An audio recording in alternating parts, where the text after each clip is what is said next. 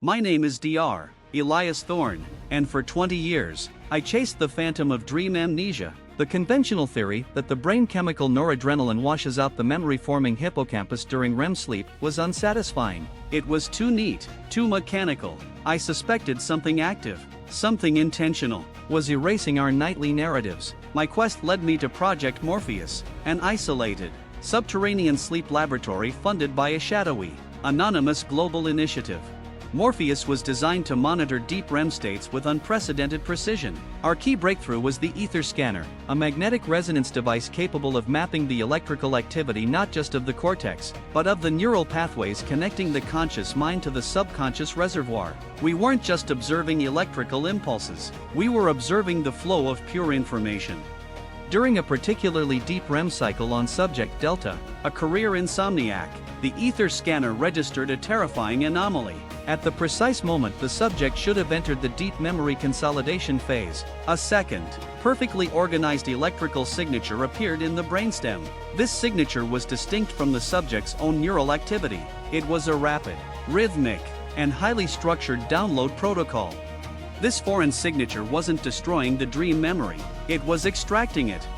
We spent months cross-referencing this signature across hundreds of subjects. The results were unanimous. Every single healthy human subject, regardless of age, gender, or location, experienced this 5-second extraction pulse at the apex of every major REM cycle. The dreams weren't being forgotten, they were being stolen. The terrifying question became, by whom?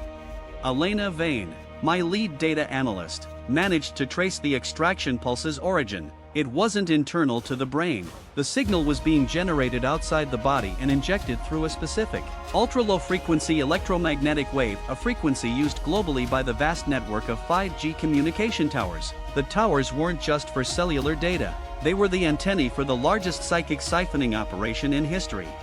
The entity orchestrating this was a consortium known only by its technical registration, the Collective. They weren't a government or a corporation. They were a generational, clandestine group of neurotechnologists who had mastered the manipulation of the human subconscious.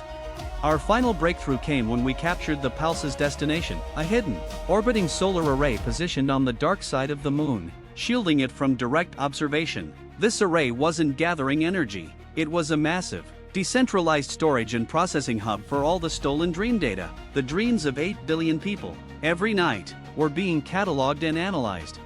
But the ultimate twist was revealed when Elena managed to breach the array's core indexing system. The dreams weren't being stored for psychological study, military intelligence, or artistic inspiration. The dream content itself was irrelevant.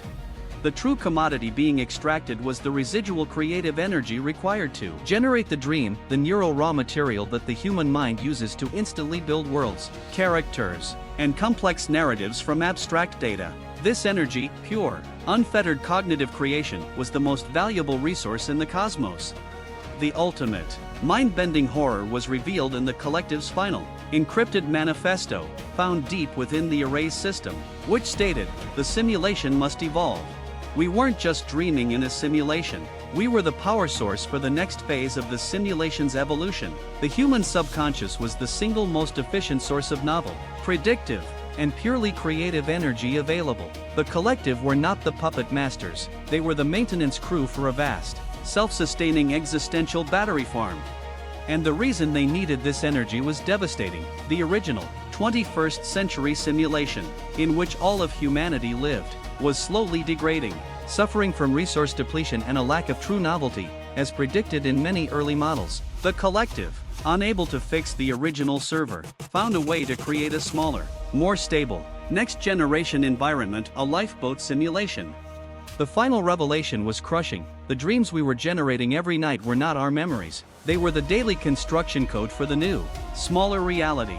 The Collective was using humanity's collective unconscious as the creative engine to build the universe they planned to download themselves into.